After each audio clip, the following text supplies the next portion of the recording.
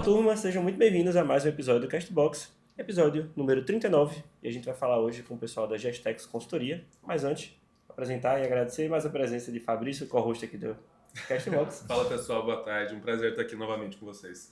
Boa, e como vocês sabem, antes de começar o episódio, eu queria, para o público que está vindo, do Pedro, da Thaís, do pessoal da Gestex, para você que está chegando de paraquedas nesse episódio, queria apresentar um pouco da OKBox. A OKBox, que é uma agência voltada para atender pequenas e médias empresas com soluções desde a geração de leads até a conversão desses leads. E com isso a gente te ajuda não só a povoar o teu CRM, o teu painel de venda com oportunidades que não vão fechar, sim te ajudar a converter. Quando a gente treina todo o teu time comercial, quando a gente aplica o nosso sistema de venda, e lembrando que a gente só atende clientes que são de Recife e agora de Caruaru, que a gente está abrindo uma unidade lá, para a gente ter justamente o que a gente chama de marketing presencial. A gente acredita que marketing à distância não funciona, a gente precisa estar na tua operação, precisa entender a tua operação para funcionar da melhor forma. Bom, mas vamos ao que interessa, vamos falar com o pessoal da Gestex. Estou aqui com o Pedro. Pedro, queria te agradecer a presença. Muito obrigado. E queria que tu se apresentasse para o pessoal. Bom, eu sou Pedro Balga, eu sou o CEO da Gestex Consultoria e estou nesse mercado de consultoria há um tempinho, né? Então são 18 anos aí de estrada, há 7 anos empreendendo em Recife, não só para Recife, para Pernambuco e até hoje para outros estados também. Mas a gente tem grandes desafios aqui em melhorar a gestão das empresas, né? O nosso foco é melhorar o desempenho operacional das empresas, melhorar o resultado, melhorar os seus EBITDAs, né? Traduzindo, EBITDA é um pouco do resultado operacional que a empresa tem, o lucro que a empresa consegue gerir. Então a gente tem diversas soluções no sentido de ajudar empresários e empresas a melhorarem seus resultados através de métodos de gestão. Pô, missão nobre, mas difícil, né? É muito difícil, muitos desafios desde o processo de entrada numa empresa e principalmente no processo de encontrar resultados e perenizar os modelos de gestão, que é garantir consistência de resultado. Então, a nossa grande missão é isso, né? A gente, ao invés de ser uma despesa para uma empresa, a gente tem que ser, na verdade, uma conversão em resultado. E a empresa tem que também acreditar no processo, tem que puxar essa corda da liderança, do engajamento, da cultura, para que a gente consiga juntos, nosso trabalho também é parecido com o de vocês, né? A gente tem o lado do campo, né? Então a gente tem que fazer um trabalho muito unido, as lideranças da empresa, para encontrar bons resultados. Então é um trabalho a 4 mãos, né? Imagina. Legal. E, bom, também estamos aqui com Thaís, que é uma das consultoras da Gestex. Thaís, obrigado por ter vindo. Obrigada. Prazer ter você aqui. Queria que você apresentasse também para o nosso público. Sou Thaís, sou consultora da Gestex há 1 ano e 6 meses, quase. Entrei como estagiária na Gestex. Legal. E agora como consultora de gestão e de dados. Bom, maravilha. Gente, queria começar o nosso episódio falando sobre a Gestex em si. Acho que tu deu um bom norte, mas por que de abrir uma empresa de consultoria em Recife? Tu estava aqui nos bastidores explicando um pouco do teu background, eu queria que tu passasse para o pessoal também. E por que Recife é uma cidade grande, é uma capital, tem vários desafios, tem várias virtudes, por que aqui e por que da Gestex? Legal essa pergunta e muito bom poder falar sobre isso, né? Eu sou nascido em Belo Horizonte e comecei minha história na consultoria lá. Inclusive, Belo Horizonte é conhecido como berço das consultorias de gestão. O professor Vicente Falcone é a principal referência a nível nacional de gestão, é uma das 20 vozes de gestão eleitas no mundo, enfim, tem grandes referências. E aí eu comecei na empresa dele lá em 2006 para 2007, como a Thaís também, como estagiário, passei por todo aquele processo de trainee, que é muito legal também contar um pouco sobre carreira que as pessoas perguntam, né, assim, como que dá essa progressão, que se eu quiser ser consultor, como que funciona, né? Então, eu passei por todos os processos, né? Eu falo do estágio para o trainee, para virar um consultor analista, depois sênior, e aí, quando eu era no processo, já era um analista sênior, eu fui convidado a ser sócio de uma outra empresa em 2011. Isso então, ainda lá em BH? Ainda em BH, essas empresas se separaram, houve uma cisão, e aí em 2011, então eu virei sócio, muito novo ainda, tive essa oportunidade em assumir a sociedade aí de uma empresa de consultoria já de médio porte para grande, e caminhando ao longo desse processo, muitos projetos, né, muitos lugares, muitos segmentos diferentes, empresas diferentes. Conheci o Nordeste em 2014, me encantei pela região, não conhecia Recife ainda, meus primeiros projetos foram em outros estados. Sim. Então comecei a prestar consultoria de Minas para os estados do Nordeste e entendi que existia uma carência Começou lá já? Começou a prestar o serviço desde de BH, então. Isso, de BH para cá. Então, Legal. as empresas contratavam, ainda tem muito essa concentração, como lá é um berço de consultorias, ainda existe muito essa contratação de consultorias do Sudeste, de maneira geral, assim, Belo Horizonte, São Paulo também tem bastante, mas as de grande porte normalmente estão concentradas lá. Então, as empresas de grande porte normalmente buscam, e aí eu comecei a atender algumas empresas grandes do Nordeste, e entendi que o mercado tinha uma carência muito grande em consultoria na região. Então, atendi Salvador, atendi Aracaju, aí cheguei a Recife depois, fui a Fortaleza também, então tive projetos em todas essas principais praças aí do Nordeste, né, alguns interiores também.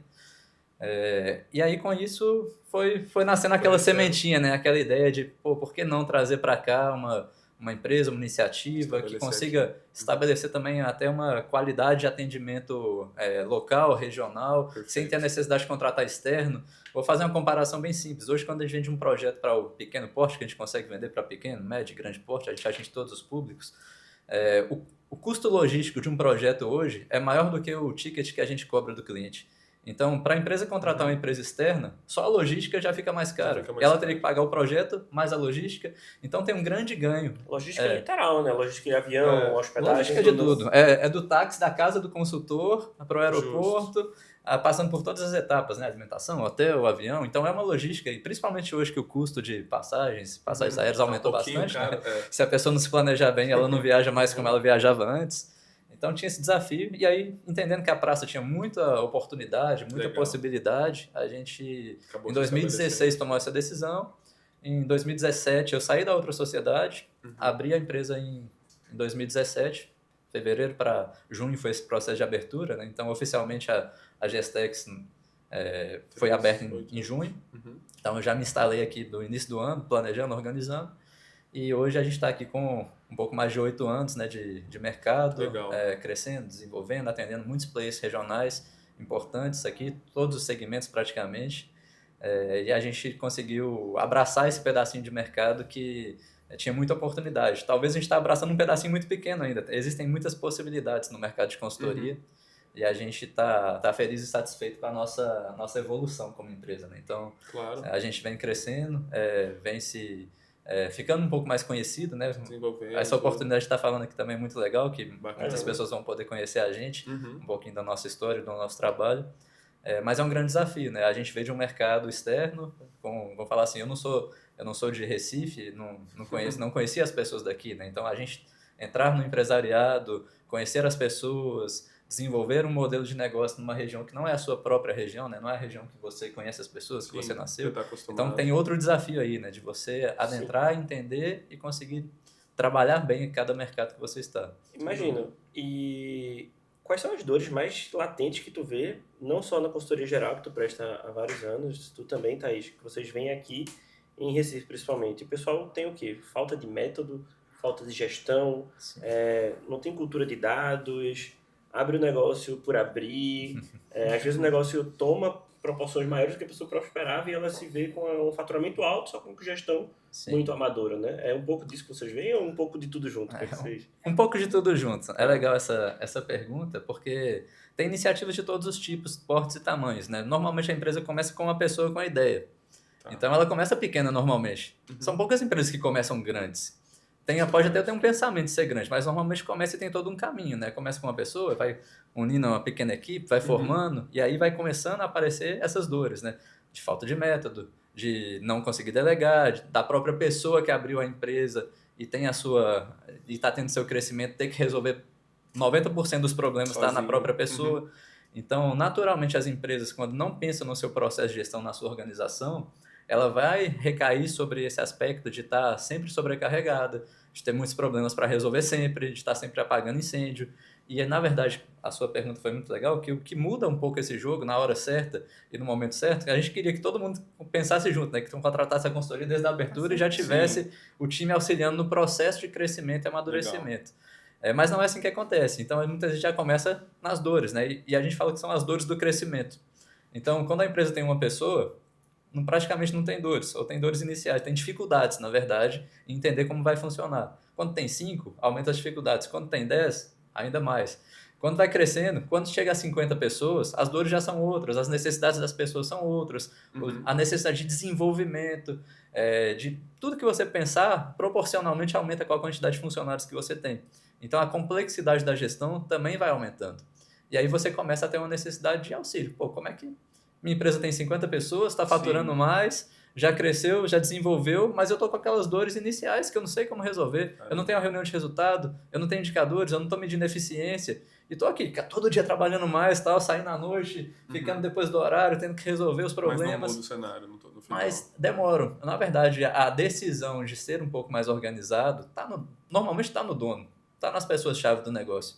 E como está muito internalizado dele mesmo resolver as coisas, então existe um pouco daquele negócio, não, eu consigo, mas o eu consigo uma hora trava. Mas vocês acham que é um desafio para o empreendedor, para o cliente de vocês entender essa dificuldade que eles têm também ou não? É algo... Cara, eu acho que é um desafio mental, eu acho que é um desafio até do aspecto humano mesmo, né? Entendi. A gente normalmente de querer fazer o máximo, Tudo né? sozinho, O que a gente consegue, né? Assim, tá muito muitas vezes delegar é um processo difícil.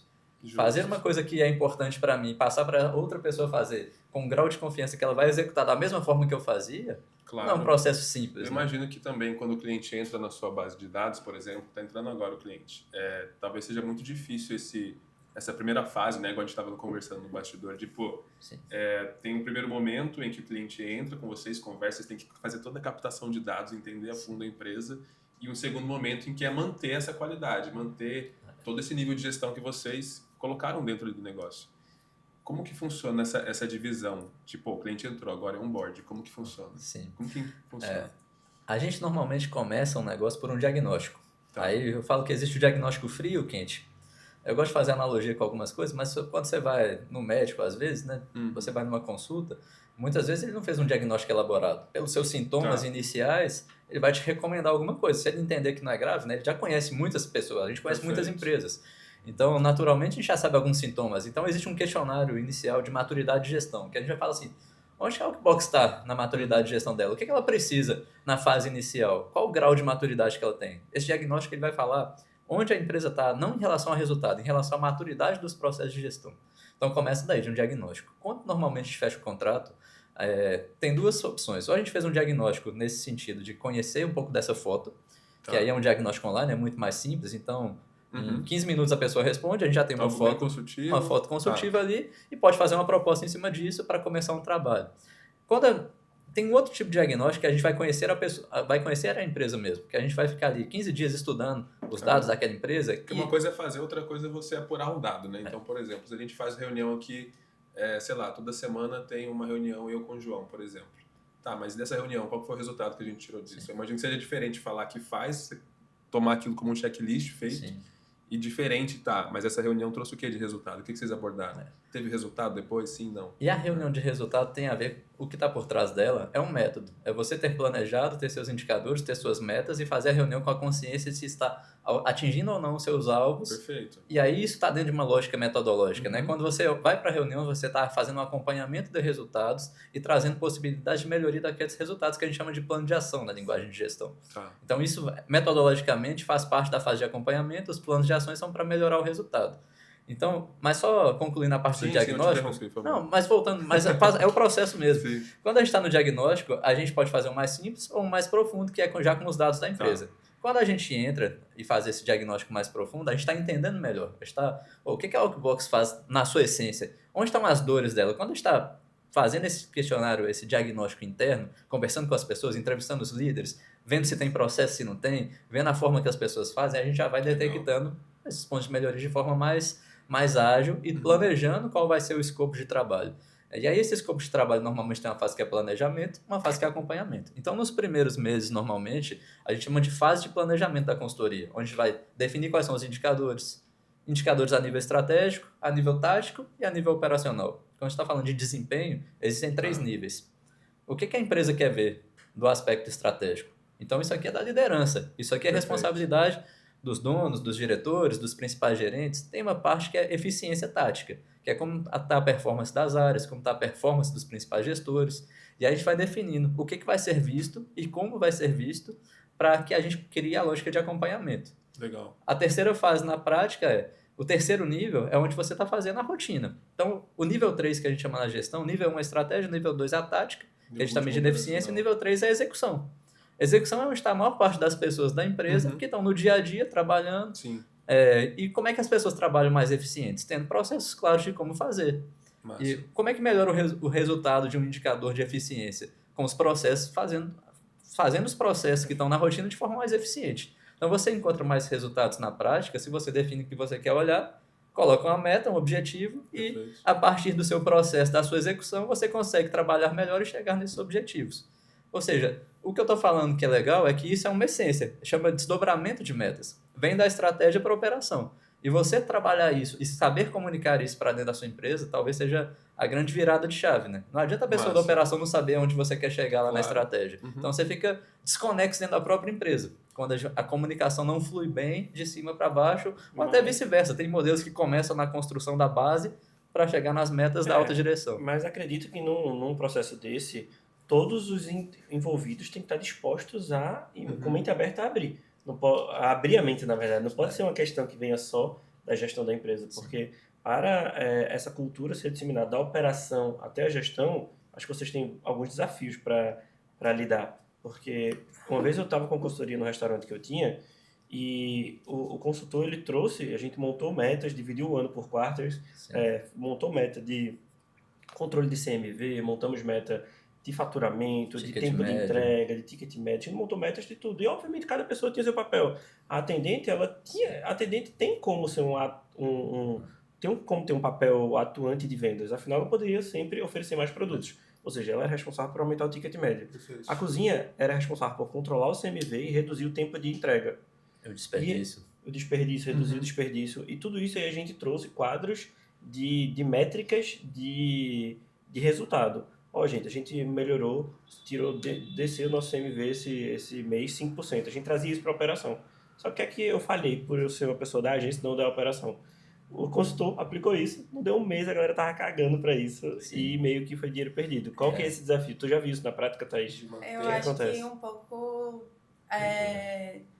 do engajamento mesmo, de como envolver esse funcionário, colaborador, do nível da gestão da empresa e trazer ele de uma forma meio que insistente mesmo, até ele entender que aquilo ali é importante para ele conseguir crescer também dentro da empresa. Isso é... Como que funciona o acompanhamento de vocês diante disso? É semanal, mensal, diário, quinzenal? Não sei. Depende um pouco. Isso varia de projeto a projeto, claro, né? Assim, essa dinâmica... porque vamos dizer assim, primeiro ponto, concluindo o que Thaís colocou, assim, acho que o ponto é a cultura. O ponto que o João perguntou, assim, que é importante de falar, o que vai fomentar com que o projeto dê certo? A cultura da empresa e a força da liderança. Então, são dois fatores chaves aí de sucesso do negócio. Então, a gente tem que ter uma cultura forte, tem que ter para gerar engajamento, como o Thaís bem colocou, e quem puxa a roda do negócio, quem puxa a fila é a liderança. A gente fala que existe um triângulo que tem que funcionar bem, que está ligado conhecimento de gestão, conhecimento técnico e liderança. Conhecimento técnico é nativo da empresa. Conhecimento de gestão a gente está trazendo para ajudar a melhorar a eficiência do conhecimento técnico. E a liderança é quem está fazendo esse negócio girar. Então, assim, a liderança, e você perguntou em relação também à continuidade dos projetos ao longo do tempo, normalmente nas empresas, quando a gente está fazendo esse processo de acompanhamento, que entra na fase de acompanhamento, a gente precisa de ter uma pessoa na empresa que a gente chama de facilitador, que é a pessoa que está plugada junto com a nossa equipe, que está junto, aprendendo a fazer, coordenando o método junto. Imagina que eu não estou aqui todo dia. E aí, se eu não te falar, você não lembra. Se não estiver na sua cultura, vai caindo em desuso, como o João falou. Então, ao longo do tempo, se a empresa não estiver engajada, se o time não estiver engajado, então a gente normalmente cria essas figuras, né? Tem um líder de projeto, uma pessoa que está junto com a gente, desenvolvendo um método interno, é o responsável, o sponsor ali pelo projeto, e tem sempre a figura de um facilitador, que é a pessoa que vai transitar dentro da empresa, garantindo que as práticas estão acontecendo, estão saudáveis, que os planos de ações estão vivos dentro do negócio. A gente sempre fala que o que faz o resultado mudar na essência de um negócio? São as ações. Sim. Só planejar não muda o resultado. Perfeito. Planejar é muito importante. A gente está definindo o caminho onde a gente quer chegar. Mas o que muda a consistência de resultado é a capacidade do time em executar ações e melhorias. Então, a quantidade de melhorias que você consegue construir dentro de um período é o quanto vai movimentar o seu resultado. Se estiver com foco e engajamento em onde a gente quer chegar, aí o resultado vai ser ainda maior. E qual que é o desafio de ter... Vocês precisam de dados para ter informação. Sim. Pra poder trabalhar, né? Não tem quando vocês vão entrar, vocês entram na consultoria, vão perguntar assim, me mostra tua DRE, me mostra o teu extrato, me mostra como que estão tuas margens, enfim. Só que uma empresa de uma empresa de médio e grande porte vai ter tudo isso, mas vocês também atendem pequenas empresas. Sim. Deve ser um desafio ter todos esses dados de pequenas empresas. E aí, faz dali para frente? A ausência de dados para trás é um desafio, porque eu costumo dar mentorias, consultorias para outras agências e assim, chega coisas absurdas. Sim. Não o tem cara controle, já faturar alguns milhões por ano e ele não sabe literalmente qual é que é a margem dele, nunca fez uma DRE, qualquer coisa do tipo. Sim, sim. É só eu que tenho esse desafio quando eu dou consultoria para agência ou vocês também têm? Não, são desafios do mercado mesmo. E principalmente algumas regiões têm um pouco isso, tem mais dificuldade, né? Na verdade, a ausência de método é um dos fatores da empresa não evoluir rápido, e o outro é a ausência de controle. O que seria um método para quem está ouvindo a gente? O que é a ausência de método? O que seria então a presença de método? Certo. Vamos dizer assim, existem diferentes métodos. Hoje eu falo que método é o caminho para se chegar ao resultado. Então, qual é o método mais conhecido de gestão a nível nacional? O método se chama PDCA. PDCA é uma sigla de Plan, Do, Check, Act. Basicamente, você planejar, executar, checar e agir sobre seus resultados. Então, esse método é muito difundido a nível nacional. Então, grandes instituições, grandes empresas utilizam esse método. A exemplo de Gerdau, Ambev, grandes instituições. Existem outros métodos, como, por exemplo, o método OKR, que, traduzindo para o português, Objetivos e Resultados Chaves. Então, esse OKR, ele também é um outro método bem conhecido e foi usado, por exemplo, por LinkedIn, por Spotify. Então, ele tem um pouco mais de aderência a empresas que pensam um pouco mais ágil. Então, ele é um método com características mais ágeis. O PDCA é um método com características mais tradicionais. Inclusive, também existe a metodologia ágil, né, de gestão. Existe. Na verdade, existem vários tipos de métodos ágeis. O OKR é um deles, mas eu falo assim que para a gestão de desempenho de uma forma geral, existem ferramentas ágeis. Existem métodos e ferramentas. O método, estou pensando um pouco num universo maior. O planejamento anual da empresa, e a linguagem que a empresa fala, normalmente ela escolhe um método. Minha empresa, qual método roda dentro da minha empresa? Minha empresa roda o método do PDCA e roda o método do WCM. Depois a gente pode falar sobre... Naturalmente, podemos ter vários métodos rodando na empresa em momentos paralelos e em tempos diferentes. Não é? Porque os métodos podem ter até funções diferentes, mas normalmente a empresa escolhe um método como principal. Para todo mundo ser treinado nesse método, para a cultura da empresa também ser embasada metodologicamente, é importante escolher um método que vai... Agora sim, é inviável ter vários métodos? Cria uma certa dificuldade porque pode gerar confusão nas pessoas. Então, muitos métodos simultâneos podem gerar algum tipo de confusão. Então, normalmente tem um padrão de escolher um método. Eu até brinco um pouco com meus clientes que assim, método é parecido um pouco com a roupa que você escolhe. Você pode querer usar a roupa mais moderna ou você pode querer usar a roupa mais tradicional. Mas se você é uma pessoa mais conservadora e coloca mais moderna, provavelmente você vai ter um pouco de dificuldade de evoluir com aquele método. Entendi. Então, a característica da empresa, às vezes do setor, do próprio segmento, ela já é um indício para a gente qual método que deveria ser utilizado lá. Então, a gente já sabe que o PDCA funciona muito bem para a indústria. Porque a metodologia, ela nasceu de grandes indústrias no Japão. Então, existem muitas literaturas, muitos fundamentos para embasar o método para indústrias.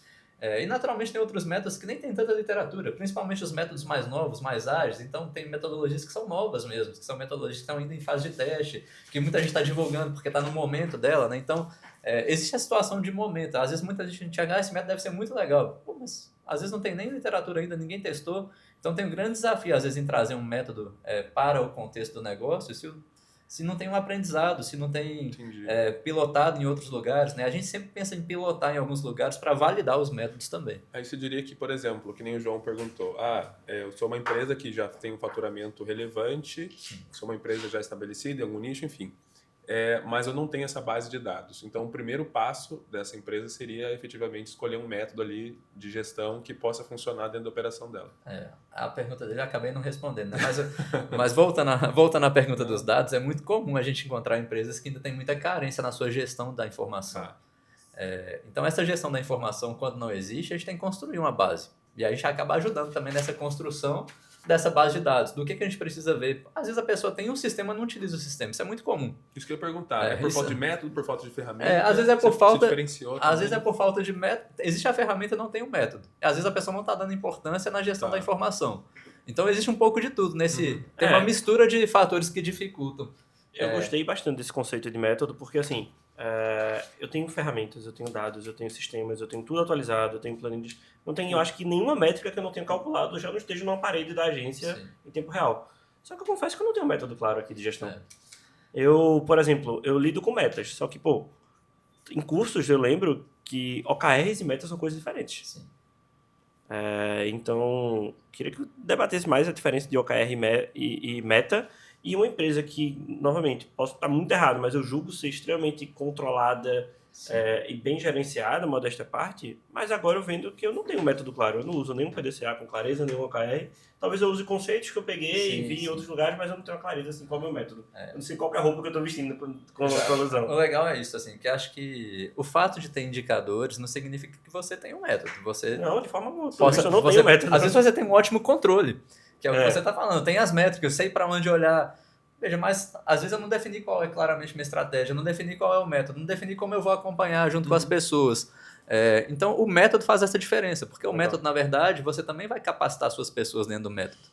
Você vai falar uma linguagem para a sua empresa também, que a cultura da gente é trabalhar dentro desse método. É cultural, né? Porque eu vejo que cultura, por exemplo, aqui atrás tem um quadro de cultura. Sim. Toda segunda-feira tem um weekly que a gente reforça cultura. E eu sempre faço alusão, e independente da religião, e não quero falar sobre religião aqui, mas assim, a cultura para mim tem que ser um culto. Tem que semanalmente a gente tá pensando em cultura, falando cultura, tal qual quando uma pessoa, a pessoa vive na igreja e ela passa 2 anos sem ir na igreja, querendo ou não, aquilo diminui, aquela fé tende a diminuir. Então a cultura tem que ser reforçada, fomentada a todo momento. Eu acho que o método, quando a gente levanta a bandeira e diz, a OKBox é gerenciada no método PDCA. Sim. E os líderes entendem isso, as pessoas entendem isso, fica mais fácil de gerir, não é? E você vai treinar eles, você vai dar literatura, você pode fazer um processo de Kumbuka para as pessoas conversar sobre o método, sobre discutir boas práticas. Legal. E hoje métodos, como eu falei assim, tem muitas variações, né? A gente, por exemplo, hoje trabalha com gamificação de métodos. Foi, a Thaís falou do WCS, né? Queria que tu até explicasse, Thaís, como funciona o WCS por cima e o Pedro também dá uma contextualizada. É um tipo de método. É um método que a gente fez uma adaptação, na realidade. É uma adaptação do WCM, que veio da indústria japonesa. E aí a gente traz a gamificação para dentro da rotina da empresa, né? A gente consegue trazer do mais baixo ao mais alto nível de maturidade dentro da empresa, conseguem sugerir melhorias, né, que são os kaizens, para dentro dela. E aí todo colaborador pode ser envolvido na gestão. Entendi. Então a gente traz a gamificação para também gerar mais engajamento. O colaborador ele é beneficiado, ele é premiado para essas melhorias. E aí a pergunta do leigo que está escutando, e aí como é que faz a gamificação? Traz videogame para o pessoal? Como é que é? Então, a gamificação é um negócio muito legal. Como o Thais falou, assim, a gente adaptou um método da indústria. Basicamente, qual que é a lógica da gamificação? Você escolher seus pilares de resultado e fazer com que todas as pessoas trabalhem pequenas melhorias dentro desses pilares. Então, vocês têm o pilar receita. Pronto. Como é que as pessoas melhoram o pilar receita? Então, as pessoas vão pensar em ideias para melhorar a receita. Tem um pilar que é custo. Como é que a gente reduz custo internamente? Todo mundo pode pensar em ideias. Imagina todas as pessoas pensando em ideias para reduzir o custo ativamente, podendo dar ideias, né? Porque tem um grande desafio nas empresas. Você fazer mais pessoas participar do processo de gestão, você está tendo ganhos. Você imagina que você tem uma ideia de uma pessoa versus 50 ideias de 50 colaboradores. 50 vão ter uma força muito maior, né? Força de time é maior do que força individual. Então, esse método, além do engajamento em si, da possibilidade maior, é um método muito legal que ele muda um pouco, eu falo que vira a chave do mindset. As premiações, como o Thaís colocou, como é que funciona o jogo, normalmente se estipula tipos de projeto. Tem projeto simples, médio e complexo. A pessoa que conseguiu executar uma melhoria simples, ela ganha X pontos, 1 ponto. A média 2 e a complexa 3. No final de um período, a gente consegue apurar os pontos com base nas melhorias que as pessoas fizeram. Sim. E assim a gente vai ter um ranqueamento. E o legal é assim, você pode ter premiações finais com as pessoas que mais se desenvolveram. Sim. Mas também existe um negócio muito legal que a gente faz hoje lá internamente, né? Na Gestex a gente tem a gamificação, a gente cria um marketplace. Que a pessoa que não vai ganhar no final, ao longo do processo, a melhoria dela pode ser trocada por brindes internos. Aí, veja, a gente tem, sei lá, uma caneca especial. Beleza, essa caneca aqui só pode ganhar quem conseguiu pontos via execução de melhoria. Então, você está trazendo engajamento para dentro da sua rotina, dando premiações específicas. Então, você traz ali um movimento na cultura da empresa e traz engajamento. Isso é muito legal. Já teve empresas que a gente implantou com 200 colaboradores que todo mundo participa, do estagiário ao presidente da empresa. E não quis dar esse exemplo porque exatamente o estagiário foi o campeão. Então, era o cara que tinha mais ideias, que conseguiu executar mais coisas. E ele foi o campeão, foi premiado. Ele ganhou coisas que, assim, estavam muito acima do que normalmente ele... Vamos falar assim, o prêmio dele equivalia a 5 vezes o salário dele, o prêmio final, né? Porque como ele foi um dos campeões. Então, dá a possibilidade de todos participarem, de trazer ideias para o negócio. Gera todo e o que valoriza a execução. Porque só a ideia sem execução, é o que eu falei, não mudou o resultado. E eu acho que o mais legal disso tudo é porque às vezes a gente não vê uma melhoria ali no dia a dia e o estagiário está vendo aquela melhoria que vai impactar na rotina do CEO, por exemplo. E aí ele gera a melhoria no trabalho do cotidiano da pessoa. E você, João, falou uma palavra que é legal, assim, todo mundo está imerso na sua rotina.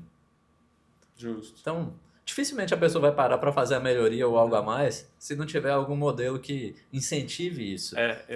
Claro que algumas pessoas fazem melhorias. A gente tem sempre que buscar, inclusive, pessoas que querem fazer melhorias. Mas não é o natural da maior parte das pessoas. E não é, e eu acho que assim, a gente tem que normalizar isso. Eu acho que um grande pilar da minha gestão é entender que todo mundo tem interesse em algo. Vocês têm interesse óbvio de estar aqui hoje. Senão vocês estariam fazendo qualquer outra ação. E a gente teve interesse óbvio de chamar vocês, porque a gente quer um pouco do conhecimento de vocês para a nossa audiência. Aqui está existindo uma troca de interesse, teoricamente os dois lados vão sair satisfeitos. Todo mundo que trabalha aqui na agência, são quase 30 pessoas, tem que ter o interesse de estar aqui, e a agência tem que entender o interesse da pessoa. E o cliente tem o interesse de contratar a agência e vice-versa. E eu vejo que muitas empresas hoje estão esquecendo que os interesses não são além da empresa. Tem 3 pilares que tem que estar interessados, que é a empresa, o funcionário e o cliente da empresa. E quanto mais a gente deixa todo mundo alinhado de interesse, quando o interesse está alinhado, não tem essa quebra. E uma dúvida que me ficou eu entendi que eu preciso ter um método claro. Como que eu posso escolher o método para minha empresa? Existem métodos que fazem mais sentido para empresas de nichos específicos? Ou é muito do meu fit, é muito da minha cultura, é muito da minha gestão? Como é que eu vou saber se eu vou escolher um PDCA daqui para frente? Vou escolher fazer um OKR? Vou escolher fazer um WCS? Tem como fazer um WCS junto com o OKR? Tem como fazer um WCS junto com o PDCA? Qual que é a bandeira que eu vou levantar? Ou, na sua analogia, qual que é a camisa que eu vou vestir a partir de agora para tentar melhorar a gestão da minha empresa? Porque, pelo que eu e os ouvintes devem estar entendendo, é importantíssimo para a empresa ter um método de gestão claro. E uma vez que ela escolheu, o que ela faz para realmente tornar aquilo prático no dia a dia? Exato. Né? O que eu falei com vocês que é legal é assim, ter um método é muito importante. Pode ter 2 métodos? Pode. Você pode ter o PDCA para a sua cultura de modelo de desempenho rodando nas suas reuniões de resultado. E está rodando aqui uma gamificação que está gerando a bonificação num período diferente, trimestral. Então, é possível ter 2 métodos. Quando a empresa tem muitos métodos, acaba gerando um pouquinho daquela confusão que eu falei. Então, normalmente tem um método principal e você pode ter um secundário se fizer sentido. Desculpa te interromper, mas assim, esse método principal, toda empresa tem que reconhecer que aquele método existe ou é papel do gestor reconhecer aquilo e tentar transmitir ali pro pessoal? O ideal é que toda a cultura da empresa tenha um entendimento que existe um método de gestão funcionando na empresa. Tá bom.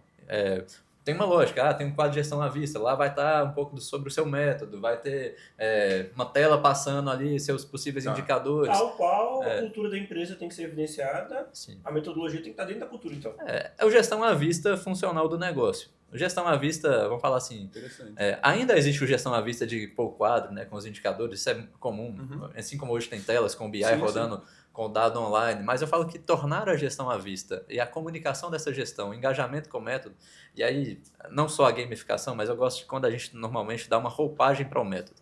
Eu tenho o PDCA, mas eu vou dar um nome aqui para o meu método de gestão. Eu vou ter um mascote para o meu método de gestão. Então você começa a criar elementos para que as pessoas tenham lembrança sobre o método de gestão.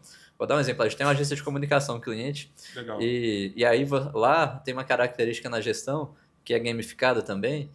E a agência tem a questão de executa jobs, né? Então lá o mascote é o Jobson.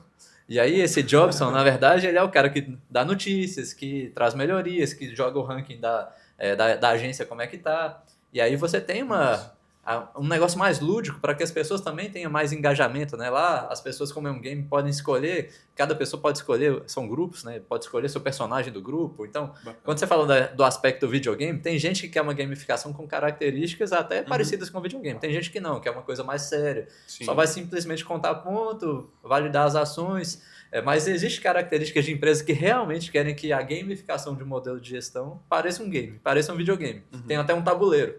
A gente tem cliente que usa um tabuleiro. O cara que chegar primeiro no nível 20 é o campeão. Então, existe esse lado lúdico também. Cada ação que ele executa vale um ponto, tem um tabuleiro, está todo mundo andando nesse tabuleiro dentro da empresa, e aí traz um pouco para o lado lúdico. Mas legal. O negócio do método é isso. Você normalmente vai acender as bandeiras do seu método para comunicar bem para o seu time que existe um método que está por trás das reuniões. Entendi. A pessoa não vem simplesmente para a reunião. Ela vem para a reunião para debater o resultado, para apresentar as ações com base no método, por exemplo, PDCA.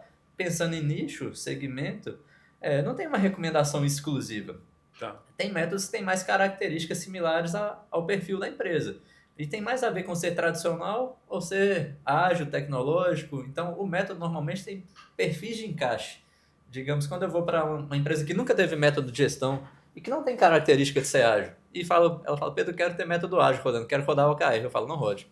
Porque não vai dar certo, porque o ciclo do OKR é muito mais rápido. Normalmente são ciclos trimestrais. Então você tem que planejar e replanejar em 3 meses. O ciclo tradicional são 12 meses, podendo fazer revisões. Até porque hoje gestão é muito dinâmica, né? Às vezes você planejou um ano, deu tudo errado, o mercado mudou a lógica de acompanhar. Antigamente, veja, algumas empresas ainda têm um engessamento orçamentário. O que é engessamento orçamentário? Eu fiz um orçamento anual, não muda de jeito nenhum.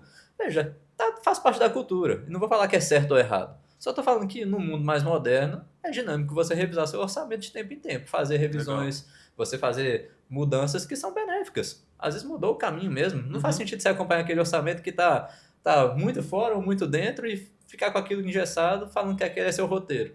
Então, métodos, na verdade, são adaptáveis. E entrando nessa situação também de adaptar método ao seu cliente, à empresa que está entrando no seu negócio hoje, as soluções que vocês oferecem também é 100% personalizada? Tem coisas que vocês sempre costumam cumprir? Não? Sim? Por exemplo, eu imagino que nem você comentou. A gente tem 2 etapas básicas de entrada do cliente no meu negócio e depois acompanhamento daquelas métricas, demonstração dos resultados, enfim. Eu imagino que esse seja um padrão que vocês costumam seguir. Mas o que é personalizado, até onde é personalizável, até onde não é? Me dá um panorama aí também. Vou falar que esse é um grande desafio, porque na verdade você pode personalizar ou você pode tentar padronizar para servir para vários, né? Então eu falo que existem métodos que servem para várias empresas. Mas normalmente empresas que contratam a consultoria querem um grau de personalização. Então é natural. Como a gente tem um time que vai executar o projeto dentro da empresa, vai pegar as características, vai colher a forma que a empresa trabalha. Então normalmente vai ter um grau de personalização. Vou dar um exemplo. Se você tiver os seus indicadores, tiver uma empresa similar a de vocês, não necessariamente vão ser os mesmos indicadores. Então isso já é um grau de personalização. Claro. Mas assim, para o seu negócio também acaba sendo algo personalizado, você concorda? Que você não vai colocar o mesmo preço, o mesmo custo, Sim. Não vai envolver a quantidade de pessoas que vão estar em campo lá, tendo, ou sei lá, a constância de alguém da sua empresa estar indo lá todo dia na empresa, no negócio, está fazendo algum tipo de controle ali daquelas métricas. Então, acaba sendo personalizado para você também. Claro. Isso aí é a ciência de personalização. A gente até tem uma forma lógica de fazer precificação, de entender. Normalmente, o consultor ele vai X dias no projeto. Então, o mínimo um dia por semana, no máximo todos os dias. Então, e tem equipes com mais de um consultor. Porque pode ser um projeto para o pequeno porte que um consultor indo uma vez na semana funciona. O que vai mudar o preço do projeto? A senioridade do consultor. O número de horas que ele atua, o número de dias que ele atua, Sim. ou a senioridade. Porque eu posso ter projeto com um dia da semana com um consultor analista, com um consultor sênior, com um consultor gerente. Bacana. E aí isso vai mudar a lógica. Quem define esse entregável é o cliente, a necessidade ou vocês? A gente define conforme o escopo e vai alinhar uma equipe ideal para aquele projeto e vai alinhar se aquele preço faz sentido para as duas partes. E aí a gente já planeja a equipe dentro do preço. Então a gente coloca assim, a nossa equipe ideal para atender essa demanda de vocês, para chegar nessa evolução de gestão, nesse resultado, para executar esse projeto, é X com X pessoas ou X horas de pessoas, e aí isso já vai com pré-escopo para definir. Esse processo comercial é muito demorado? Veja, hoje em dia é mais rápido. Como eu falei, a gente tem um diagnóstico online. Então, se não for um diagnóstico presencial, ele é bem rápido. A gente faz o diagnóstico, a pessoa, se ela responder na mesma hora, em 10 minutos a gente já tem o retorno. e normalmente consegue fazer a proposta no outro dia já tem uma proposta, proposta pronta. Normalmente demora mais para conseguir achar uma agenda da pessoa do que para montar o escopo, né, para montar a proposta. Então hoje já é um processo mais simplificado do aspecto montar escopo de trabalho e proposta. O que dá às vezes um pouco mais de trabalho é exatamente a personalização. Você pensar no escopo ideal, entendendo ali as nuances do perfil do seu cliente. Então, o nosso trabalho, né? Mas aí já tem habilidade de muitas propostas para conseguir construir isso. E a gente vai apresentar e ainda é flexível para fazer os ajustes, as edições, né? A gente chama de proposta a 4 mãos. A gente nunca envia uma proposta, a gente apresenta a proposta. A gente vai debater, vai ver se está fazendo sentido, se quer mudar alguma coisa. Imagina que a gente faz um escopo, às vezes, para 12 meses. Então, óbvio que tem algumas coisas que tem uma ordem cronológica para acontecer. Sempre eu tenho que fazer um diagnóstico na primeira fase, eu tenho que fazer o planejamento na segunda fase e a execução na terceira. Mas se eu quiser uma coisa na execução que eu planejei lá no 12º mês do projeto, pode ser um projeto de 3 meses, 6 de 12, estou dando exemplo de um de 12, né? Imagina que eu falei que vou desenvolver os indicadores de satisfação do cliente no último trimestre. E o cara fala, não, estou com uma dor que eu quero saber isso agora. Vamos ajustar, vamos colocar a análise da pesquisa de satisfação do NPS no início, para a gente já ter um termômetro, vamos planejar a sua pesquisa de clima para a segunda fase. Então a gente constrói junto esse molde da proposta, né? Que pode ter assuntos diferentes, inclusive, dentro de um mesmo escopo. A gente pode estar falando, por exemplo, de modelo de desempenho, que a gente veio falando aqui, né? De implantar um modelo de desempenho. Na verdade, o principal carro-chefe da consultoria é ajudar a empresa a desenvolver o seu modelo de gestão. Qual que é o ponto final? Melhorar o resultado. Sim.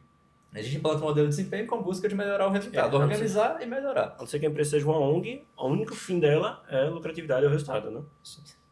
Não tem como escapar disso, realmente. E a pessoa que está escutando a gente, Pedro e Thaís, como que ela pode diagnosticar o nível de maturidade da empresa? Porque, a gente tá falando de método de gestão, a gente tá falando de OKR, a gente tá falando de um bocado de coisa. Às vezes o cara fala, eu não sei nem quanto é que é meu lucro, véio. Como é que eu vou estar escutando isso? Então, assim, como que dá para identificar? Como vocês fazem o diagnóstico de nível de maturidade? Que pilares vocês usam? Que métricas, que análise vocês fazem para definir? Se a empresa é madura, se a empresa não é? Ou trazer algum exemplo, por exemplo?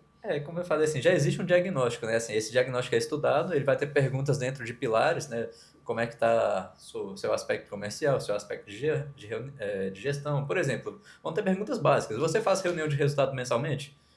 Você tem reunião a nível de diretoria e a nível de base, a nível de gerência? Você tem BI para acompanhar seus resultados? Isso, você tem sistema checklist que você comentou. Isso. Esse checklist é um diagnóstico que tem as perguntas já estão elencadas dentro de pilares, né? Então, vai dar uma eficiência nos principais pilares de negócio e a gente vai... Só por curiosidade. Veja, o diagnóstico mais simples a gente manda com 36 perguntas. Então, essas 36 perguntas é uma boa foto da maturidade de gestão. Legal. Um mais complexo, se a gente vê que a pessoa tem a disposição para responder no nível mais aprofundado, a gente tem que chegar a quase 100 perguntas. Mas normalmente a gente envia o de 36 perguntas e ele já é um bom retrato para a gente. Até porque normalmente as pessoas não têm muita paciência de responder uma coisa muito grande. É natural isso das pessoas hoje terem menos tempo para fazer as coisas, né? Então a gente já tem adaptações. Mas quando a pessoa... quando a pessoa quer o complexo, às vezes ela além do complexo de 100 perguntas, ela prefere até que você vá lá e faça as entrevistas. Que é o diagnóstico tradicional. Então, tem o diagnóstico tradicional, que quando a empresa quer fazer um diagnóstico mais aprofundado, a gente vai conversar, entrevistar os principais gestores de área daquela empresa, e aí com uma semana a gente fecha esse diagnóstico. Normalmente é um diagnóstico de uma semana. Esse diagnóstico, eu vou falar um pouco da parte comercial. Assim, normalmente, do ponto de vista comercial, você sempre quer falar com o tomador de decisão, porque ele vai ser o cara que vai conseguir tomar a decisão, você fechar um contrato, você não vai, enfim. Do ponto de vista de gestão, essas perguntas, é sempre o gestor que vai ter essa clareza de dados? Porque que nem você colocou o exemplo do estagiário que trouxe toda aquela melhoria. O cara está no operacional todo dia, ele sabe como funciona. Esse checklist é sempre com o dono da empresa? Esse checklist está mais para camada de gestão, vamos dizer assim. Ele não vai ter perguntas que o estagiário normalmente vai ter o acesso a responder ainda, porque não está no tipo de pergunta que ele conseguiria responder. Então, vai estar tem mais a ver com o modelo do que roda atualmente dentro do negócio. E também, né, querendo ou não, naturalmente, se o gestor não sabe a resposta, quer dizer que o nível de maturidade é baixo, já é um indicativo. Mas, ou não, concorda? Sim, claro. E veja, a gente muitas vezes pede para mais de uma pessoa responder porque tem divergência. Então, no diagnóstico online, uma pessoa fala assim, não, eu faço reunião. Aí o outro responde, não faço. Então, entra em desacordo nas respostas, né? Então, aí, muitas vezes a gente tem que ir em loco e checar se existe mesmo. Porque não dá para ter uma resposta clara com as respostas que vieram. Sim. Se uma pessoa só respondeu, não tem o que falar. O diagnóstico foi aquele e pronto. Veja, o CEO respondeu, falou que tem, Num primeiro momento eu acredito, mas às vezes quando a gente entra lá a gente também vê que não tem. Vê que não acontece. Então... Mas aí é quase que mentir pro psicólogo, não faz sentido, né? Veja, mas acontece, assim... Você tá jogando contra você. Mas é legal isso porque... Mas quando a gente vai em loco, a gente não tem essa questão de cargo. Justo. A gente chama normalmente um estagiário, um Legal. analista, um gerente de área. A gente testa pessoas diferentes. Porque às vezes o gerente fala assim, não, todo mundo tem indicador na minha área. O estagiário nem sabe que existe indicador. Então a gente coloca um pouco nesse confronto do processo de gestão mesmo, né? Para entender se as pessoas entendem. Né? Porque se tá só na cabeça do gestor, não tá na cultura da empresa. A gente falou de falta de indicadores ou a não clareza de transbordar o indicador da gestão para a ponta operacional. Quais são outros erros comuns que a pessoa que está escutando aqui pode ouvir agora e falar, putz, esse eu tenho? Veja, é muito comum, vou falar assim, vamos por portes, né? No pequeno porte, as pessoas não terem um bom controle das suas despesas, nem registram as despesas. Caramba. Ou mal registra em planilha, ou se perde, põe muito gasto, às vezes, no cartão de crédito. Isso é muito comum, a pessoa lançar as despesas todas ali no cartão de crédito e não saber a especificidade do tipo de conta. Não lançou no RP, colocou no cartão, mas não lançou no sistema, na conta contábil correta. Questão contábil. E aí você não sabe quanto você está gastando com cada coisa. Então, essa gestão de gastos... Essa a gente tá aprovada. Tem gente que tem assim, imagina a empresa tem a despesa de 100 mil, aí você pega o cartão, tá 50 mil. Veja, não faz sentido. Aí você já vai olhar, esses 50 mil estão lançados aqui na conta correta. Não, a gente lança aqui mesmo. Então, assim, aí vai nascendo aquele processo da cultura começou errado. Começou lá muitas vezes fazendo assim, foi crescendo, e depois é difícil corrigir. Mas tem que corrigir, tem uma hora que tem que dar o freio de arrumação e colocar tudo em cada lugar, né? Mas algum erro clássico que o pessoal comete? Pode ser outros níveis também. Mais um do nível mais baixo. Não, em níveis de médio e grande porte, o que acontece? O que é que as empresas de grande porte têm problemas? Afinal, já chegaram... eu acho que a médio porte, às vezes, tem uma deficiência em enxergar algumas coisas, por exemplo, essa questão do método. Então, que o método faz chegar a resultados mais rápido. Então, muitas vezes vai fazendo da forma caseira. Vamos falar assim, sempre fiz assim, sempre deu certo. Então, a gente muitas vezes encontra empresas de grande porte que não têm bons controles de resultado. A gente já chegou em empresas de grande porte, por exemplo, que não tinha DRE gerencial, só geria a empresa pelo fluxo de caixa. O conceito de ter um controle gerencial para você entender o resultado da sua operação é básico e essencial. E a gente já encontrou esse erro no grande porte. Empresas que têm só controle de fluxo de caixa e não tem um demonstrativo de resultado gerencial que você consegue de fato enxergar como está o seu resultado operacional. Isso porque caixa é muitas vezes descasado da competência. Então você, por exemplo, vou dar um exemplo de, um supermercado. Eu posso comprar Coca-Cola para vender para os próximos 3 meses. Então isso foi um dinheiro injetado nesse mês. Você só está olhando o fluxo de caixa, vai baixar, mas não tem a ver com o seu resultado gerencial. Você comprou mais porque você tinha a condição de comprar mais para ter um custo da mercadoria vendida mais baixo para a sua eficiência operacional daquele período específico ser melhor. Então isso é muito comum das empresas. E veja, tem muitas empresas de médio porte que só estão gerindo pelo fluxo de caixa.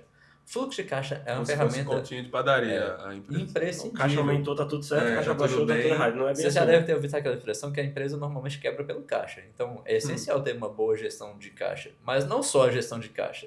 Você tem que entender as suas eficiências, as suas... Entender a necessidade da tua empresa. Tua empresa de varejo. Teoricamente, tu tem que ter um caixa bem saudável. Porque podem ter oportunidades se tu precisa sustentar.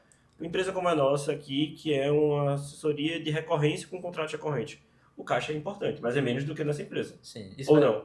Sim, vai variar de empresa para empresa. Acho que o caixa é importante para todo mundo. E existem algumas ciências matemáticas que servem para todo mundo. Que é saudável ter de tanto a tanto no caixa, entre entre um faturamento e 3, entre um EBITDA. Enfim, existem lógicas matemáticas para falar o que é saudável para cada tipo de negócio. Até quanto você está endividado é saudável.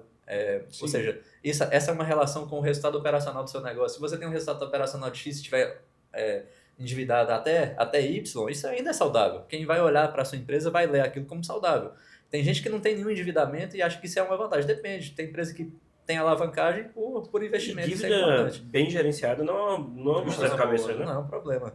A gente não pode ter dívida acima do padrão de capacidade de conseguir lidar com aquela situação. Sim.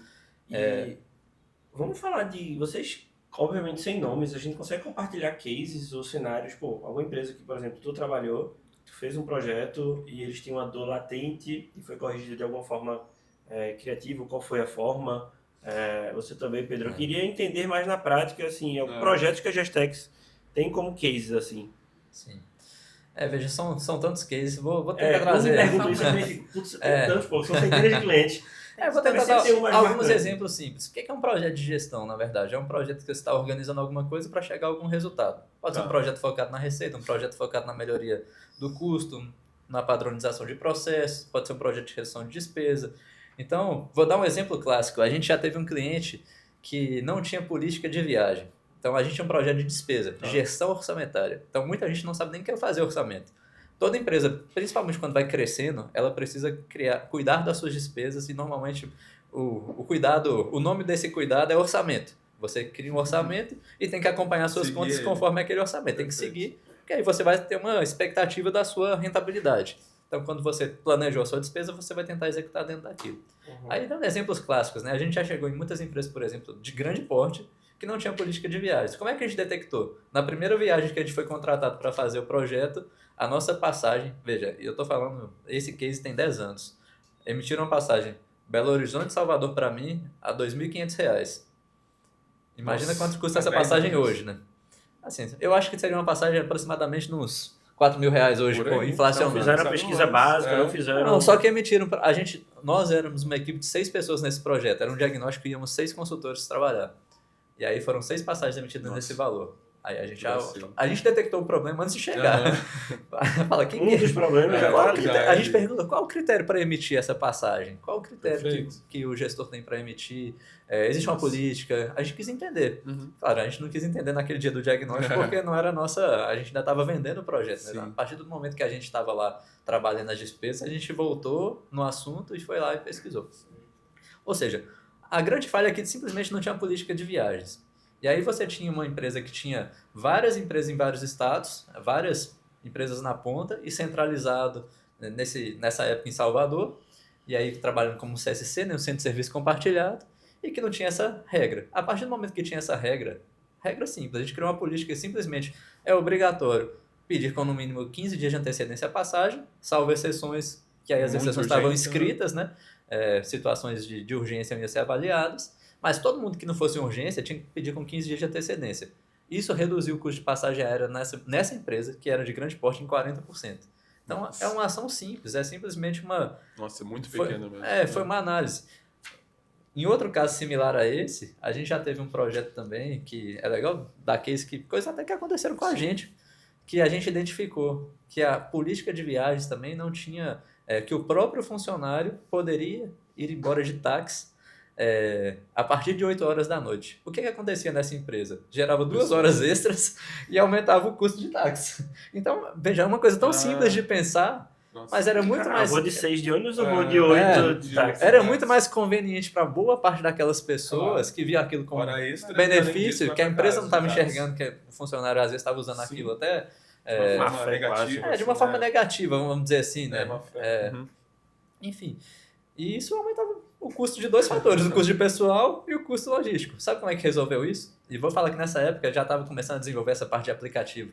Criou-se um aplicativo, que era tipo um aplicativo de carona. Essa empresa, ela tinha uma conta de táxi de R$50 mil mês. Eles contrataram, salvo engano, 3 ou 4 táxis fixos. Então, esses 3 ou 4 táxis fixos tinham um contrato de R$5 mil, ou seja, a conta saiu de 50 para 20. E todo mundo tinha flexibilidade de ir nos táxis, agendando no aplicativo que caberia até 4 pessoas nos horários de saída. Ele ia sair 6, 6h20, 6h40, 7 horas, 7h20, 7... Ou seja, todos os horários ali a partir de 6 tinha horário de saída, e aí isso, foram 60% de economia. É legal essa. E qual é o papel de quem faz essa, principalmente uma empresa pequena como a nossa aqui? Por exemplo, recentemente, falando de transporte, a gente tem esse diferencial em todos os nossos clientes. E aí, no começo, agora no meio do ano, eu parei para olhar um cálculo. A gente estava gastando cerca de R$4 mil por mês de Uber para deslocar a nossa equipe até os clientes. E a maior parte dos clientes aqui, alguns clientes fora, aí eu olhei e falei, porra, R$4 mil de Uber. Se eu comprar um carro, fica quanto para a empresa? Aí eu botei o valor do carro, descontei o custo de oportunidade de tirar o dinheiro da conta, olhei e fez sentido, eu comprei um carro. Aí eu fiz esse cálculo hoje, eu comprei o carro amanhã. No outro dia, literalmente. Porque aí a galera, como assim? Pô, tem um carro aqui. Não, minha gente, vai economizar. Papel da oportunidade, né? Papel da oportunidade. E você fez o papel do gestor orçamentário, que tomou a decisão rápida e já executou. Eu sou dono de uma empresa pequena. Sim. Eu tenho que me virar em 10, mas numa empresa de médio e grande porte, quem faria essa função? Então, aí tem uma função que normalmente existe um processo que chama gestão matricial de despesa, que tem pessoas para cuidar de temas específicos na horizontal, ou seja, quem é a pessoa que cuida de pessoal na empresa toda, quem é a pessoa que cuida de manutenção na empresa toda, quem é a pessoa que cuida de logística na empresa toda. Isso no grande porte. No médio porte, normalmente tem 1, 2 pessoas aí que estão cuidando dessa despesa, olhando no dia a dia, renegociando contratos. Vamos falar, a maior parte dos contratos são indexados por IGPM, IPCA. Se você não for lá e renegociar, vai estar no natural. Mas em momentos importantes, você tem que pegar a sua base de contratos. Primeiro, ver se você tem a necessidade realmente de todos aqueles contratos. Segundo, você pode tentar uma negociação, tentar uma empresa também que tem um serviço similar e possa fazer sentido, até para você ter poder de negociação do seu próprio contrato. Então, normalmente tem um gestor orçamentário. Aí, no caso das pequenas empresas, esse gestor orçamentário muitas vezes está no dono, né? Ou está em quem o dono delegou para fazer isso por ele. Você já leu Dobre Seus Lucros, de Bob Pfeiffer? Não li. Vou deixar a indicação para quem está estudando. Ele basicamente fala sobre você revisar seus contratos, revisitar e ver, porra, um dia desse eu notei que eu estava pagando uma taxa de manutenção de computadores fixa. Aí eu fui olhar, era R$600 por mês, uma empresa que ficava responsável por cuidar de todas as máquinas aqui da agência. Só que tinha meses que eu não chamava eles. Sim. E aí depois eu falei com o cara, se uma máquina minha quebrar, quanto é que tu vai cobrar? Ele 200. Porra, então quer dizer que a cada 3 máquinas que quebra, cancelei e quebra uma máquina a cada 2 meses. Vou te dar um Eu exemplo. nunca mais tinha olhado essa questão. Muito parecido com esse, um exemplo clássico que acontece. Antigamente ainda tem muita gente que contrata cotas de impressão, né? Hoje diminuiu muito, né? Tem empresa aqui que faz cotas de impressão. Sim. Eles trabalham com cotas de impressão para outras empresas. Mas as empresas que contratavam cotas de impressão, vamos supor, eu contratei 5 mil, usava 1.000, mas tá pagando por 5 mil. Sim. Então isso é muito comum, das pessoas esquecerem, porque isso não tá no negócio essencial. Não tá no essencial, que às vezes tá lá na venda, tá lá na rentabilidade do produto. E aí a impressão passou batido, ninguém olhou, simplesmente eu tô pagando a mais. Só que é um custo que tá gerando. Existe algum padrão para uma empresa pequena como a minha que não tem um centro orçamentário revisitar esses custos e contratos uma vez por ano, uma vez a cada 6 meses? Existe alguma lógica? Eu acho que sempre é válido, pelo menos uma vez no ano, a gente chama normalmente de pilha orçamentária, você colocar quais são seus gastos essenciais, empilhar do essencial para o não essencial. Porque até você vai colocar os seus contratos também nessa mesma lógica. Pô, eu tenho esses contratos aqui, para mim isso é essencial. Aí pensando em empresa, o que é essencial? As pessoas é o carro-chefe, né? Então o essencial para um negócio rodar são as pessoas.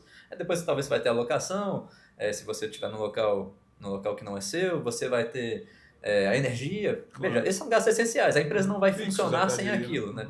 Alguns até podem ser variáveis, mas são essenciais. Sim. Então, a característica do que é essencial. Aí você começa a enxergar coisas que são não essenciais que você optou em ter. E o que você tem que avaliar do não essencial? O custo-benefício. Claro. E o custo-benefício entra nesse processo de revisar. Que eu acho que aí, na dinâmica de vocês, talvez uma vez no ano, vai funcionar bem para sempre estar atento aos contratos, né? Até mesmo, veja, às vezes a gente não percebe que o contrato de um ano para o outro está indexado com algum parâmetro, a gente não revisa a quantidade de cotas. Sei lá, às vezes eu contratei, já aconteceu com a gente mesmo. Teve um ano que a gente virou com a Microsoft com X licenças, quando viu a gente estava usando X menos 20%.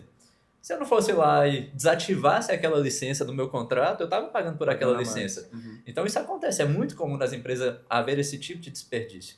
Aí talvez dando exemplo para outro lado, né, a gente fala despesas são mais fáceis de exemplificar, mas a gente tem cases de sucesso, e isso acontece muito também, a gente tem muitos clientes na perspectiva de inteligência comercial. A gente aumentar a rentabilidade dos clientes, né?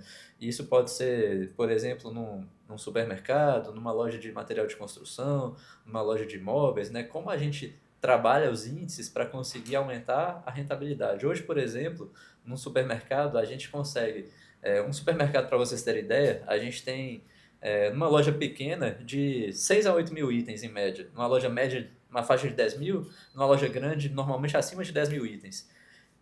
E como é que precifica bem isso, Justo. Que vai gerir bem? Não é markup fixo, né? Não é fixo, então tem sempre uma lógica da característica do produto. Existem ciências para fazer isso, né? Gestão de categorias. Os BI são as formas da gente enxergar. Mas é o que a Thaís costuma fazer, né?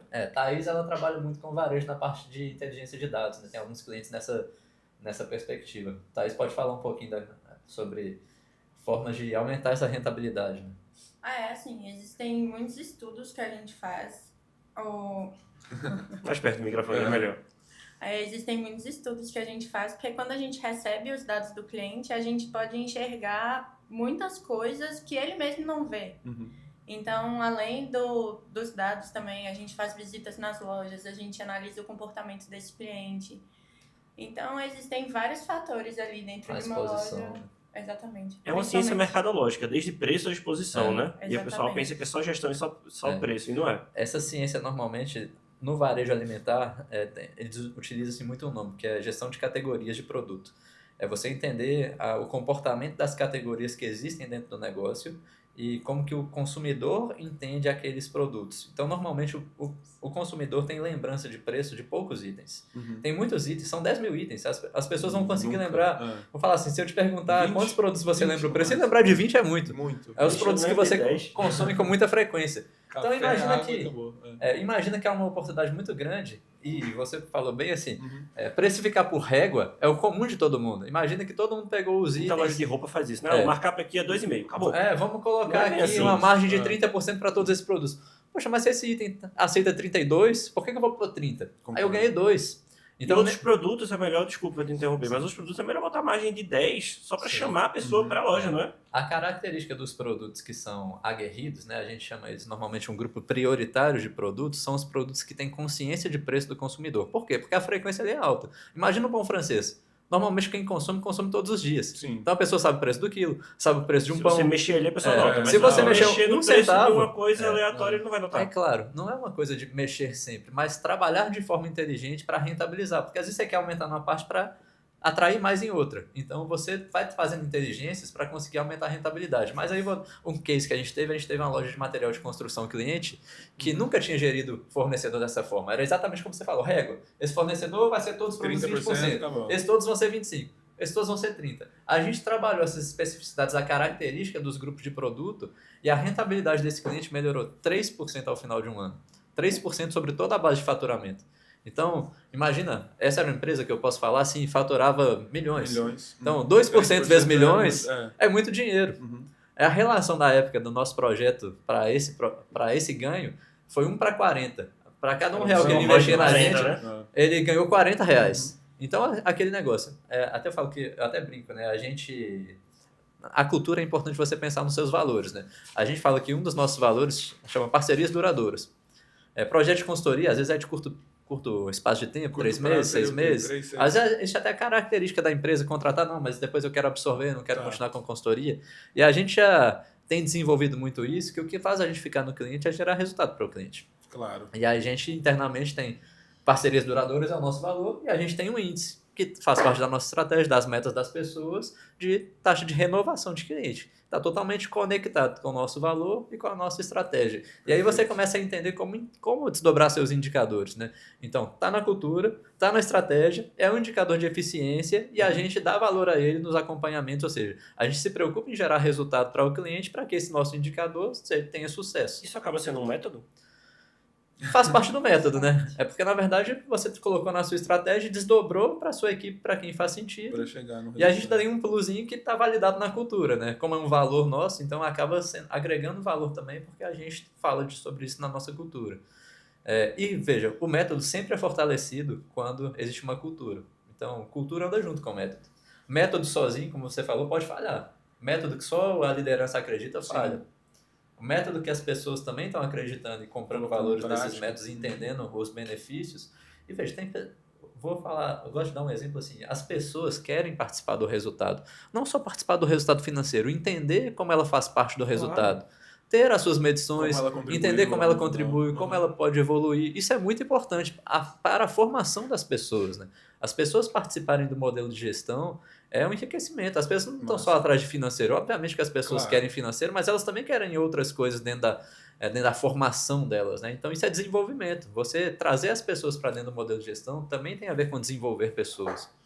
E os próximos passos daí da Gestex? Em que momento vocês estão? Como que vocês estão pensando em novos produtos, o impacto regional de vocês, expansão? Sim. Como é que está o planejamento aí estratégico a nível comercial da Gestex para 2026 e para frente? Muito, muito bom. A gente hoje tem a Gestex há 8 anos e ela ainda é um player muito regional. Então, a gente tem... Você diz Nordeste. Nordeste, eu vou falar assim, a gente é tão regional que a gente é Pernambuco. A gente hoje é 90% Pernambuco, 10% outros lugares. Não, talvez um pouquinho, Um pouquinho mais. 80-20. Vou colocar, a gente tá na regra de Pareto, 80-20. fazendo analogia, eu fiz semana passada uma mentoria, né? Tava em São Paulo fazendo a mentoria e leva, acho que quando a gente vai para um ambiente de estudo, leva a gente a pensar, né? Onde eu quero levar, para onde a gente quer levar a Gestex, né? Para onde ela quer progredir. Então existem inúmeras possibilidades, tanto internamente, mas o mercado regional é muito carente. Então, quando eu penso assim, tô começando a ficar maior em Pernambuco, né? Tô começando a desenvolver, já sou reconhecido como um dos principais players de consultoria de gestão do estado. Isso já dá um holofote para trabalhar também outras regiões, outras perspectivas, né? Então tá no nosso plano, e aí a gente está redesenhando estratégia para os próximos 5 anos, a gente fazer uma alavancagem de crescer pelo menos 5 vezes o porte da empresa, e isso faz parte de expandir para outros estados. Expandir para outros estados com consultoria, sim, mas também a gente está numa fase de desenvolver algumas soluções padronizadas. Você falou do personalizado, mas a gente pensa em, por exemplo, algumas produtizações que são importantes. Transformar alguns dos métodos em soluções que possam escalar de uma maneira mais fácil e chegar a outras regiões também de maneira mais fácil. Então, atualmente, a gente tem pensado nesse método de gamificação, a gente tem desenvolvido um pouco de produtização para ele, então já é um ambiente de estudo nosso. Bacana. Internamente, a gente tem uma área de consultoria, a gente tem uma área de dados e a gente tem agora pessoas focadas na inovação. Então, a gente já tem a característica de ter a parte de gestão, a parte de dados, né? A gente também trabalha com BI, dados e outras coisas nesse sentido. E, nesse sentido, a gente começou a pensar em produtizar algumas das nossas soluções visando isso, expandir e escalar um pouco mais o negócio. Em relação ao negócio em si, nosso negócio é muito saudável, com receita progressiva, crescimento muito bom ao longo dos últimos anos, né? Tirando o ano da pandemia, que foi difícil para todo mundo, não teve o que fazer. Para a agência foi bem bom. O pessoal se digitalizou, mas para a maioria foi bem difícil. O nosso segmento, se você ter ideia, na época da pandemia, a gente chegou a 30% do faturamento que a gente tinha. Caraca. Foi de 100 para 30, né? Então, foi um grande desafio. Nossa. E a gente só sobreviveu porque a gente tinha fluxo de caixa. Então, a grande ciência do ter caixa também é que nos momentos difíceis... Ele dá muita segurança. Você sobrevive a situações de mercado. Isso não só na vida empresarial e na pessoal também, né? Sim. Embora não seja nada o tema da gente. Mas, desde então, veja, aí no ano seguinte a gente recuperou 100% e vem crescendo progressivamente e vem atingindo cada vez mais players, né? Hoje a gente já tem uma carteira ativa bem bacana, assim, atinge tanto... O nosso foco é pequeno e médio porte, mas hoje a gente tem contas de grande porte também, projetos específicos, né? Então a gente consegue atingir algumas grandes contas já regionais. Legal. Mas tem espaço para atender mais gente? Como é que tá? Tem espaço demais. A gente está com a equipe totalmente preparada. E como é que faz para procurar a Gestex? Para procurar a Gestex, as nossas redes sociais todas são Gestex Consultoria. Então a gente está no Instagram, está no LinkedIn, tá no nosso WhatsApp, tem o nosso WhatsApp também. Não sei qual a melhor forma de deixar aí, mas depois eu deixo com vocês. Vai deixar no link da bio, tanto no Spotify quanto no YouTube. Show, a gente deixa. E basicamente esses são os nossos canais diretos, né? Instagram, LinkedIn e WhatsApp. Combinado. Gente, eu quero finalizar o papo da gente com um bate-bola, que é o seguinte. Eu vou intercalar perguntas para a Thaís e para o Pedro. E eu quero que vocês respondam com a primeira coisa que vier à cabeça da forma mais rápida possível. Vou começar por tu, Thaís. Eu queria saber, nas tuas consultorias, tu segue mais os dados ou mais a intuição? Dados. Boa. E você, Pedro, método ou improviso? Sempre método. Vai ficando mais difícil. E qual é o teu indicador favorito, Thaís? Caramba, pergunta difícil. Acho que faturamento. Massa. Pedro, qual o maior erro de gestão que as empresas ainda cometem? Falta de controle e falta de método. Boa. Thaís, um método que toda empresa deveria conhecer. WCS. Ela tá tendenciosa. Tá, bem, eu já fiz já sabendo a resposta. Bom, Pedro, o maior aprendizado nesses últimos 10 anos de consultoria? Cara, são tantos aprendizados, tem que ser no bate-bola, né? Acho que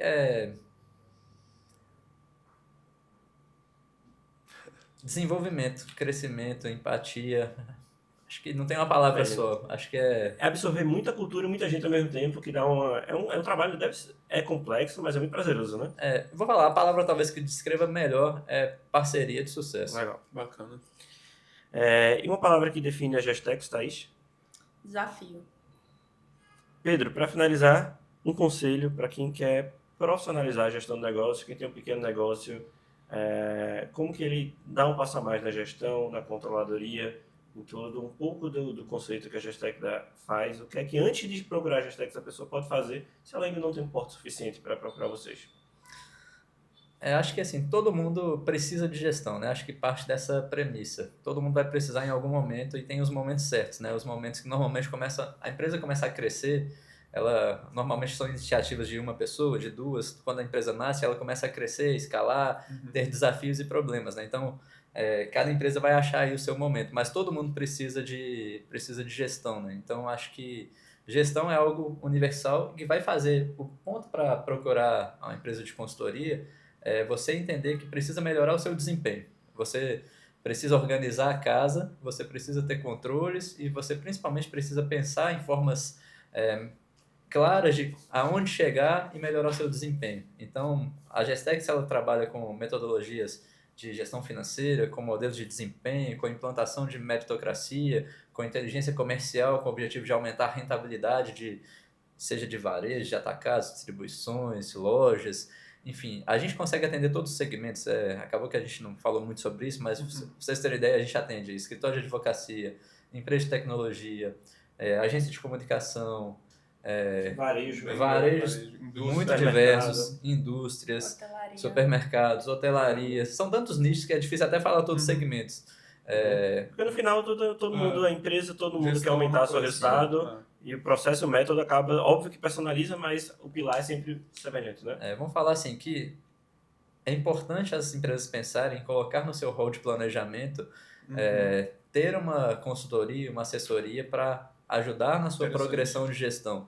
Então, normalmente, essa é a fase que eu falo assim, essa é a nossa fase quente, né? A fase do final do ano, normalmente as empresas estão planejando no ano seguinte. As empresas um pouco mais organizadas fazem planejamento, fazem orçamento, e algumas já colocam isso. Algumas não, algumas vão chegar a gente realmente para uma situação que estão precisando de um pouco mais emergencial, né? Pô, Pedro, eu preciso trabalhar para aumentar a minha margem, não estou conseguindo progredir, então aí vai entrar um pouco da parte de inteligência de dados, da inteligência comercial, daqueles métodos específicos para trabalhar a gestão de produtos e portfólio, layout, enfim. Tem tanta ciência aí dentro das metodologias, e aí cada metodologia vai ser adequada para um tipo de empresa e para um tipo de solução. Então, a gente vai ter ali um rol de soluções, né, que vai resolver essas dores, e não tem como resolver todas as dores de uma vez. Claro. A gente tem sempre que priorizar o que faz mais sentido para cada negócio e desenvolver a solução juntos. Então, o nosso objetivo é trabalhar junto para aumentar o resultado e a eficiência do cliente. Essa é a nossa grande missão. Fazer com que a empresa melhore o seu resultado. Maravilha. Bom, gente, episódio 39 entregue. Fabrício, obrigado. Claro, um prazer sempre. Para ouvir fazer o co-host novamente. Pedro, queria agradecer novamente por ter topado. Thaís, igualmente. Obrigada. Foi bem interessante. Eu teria bastante dúvida. Eu quase que fiz uma consultoria gratuita aqui. Fiquei perguntando tudo. Bora fazer um piloto. Vamos fazer um piloto. Eu aproveitei o meu diagnóstico aqui. Mas bom, espero que vocês tenham gostado também. Episódio 39 entregue. Caso você não tenha assistido 38 e 37, convido aí. Convido também a conhecer a Gestex. Todas as redes estão aqui embaixo na bio, tanto do Spotify quanto do YouTube. Você provavelmente está no Spotify. Então, foi isso, gente. Obrigado. Obrigado por estar novamente. Muito obrigado. Tchau, sensacional. Obrigado. Valeu.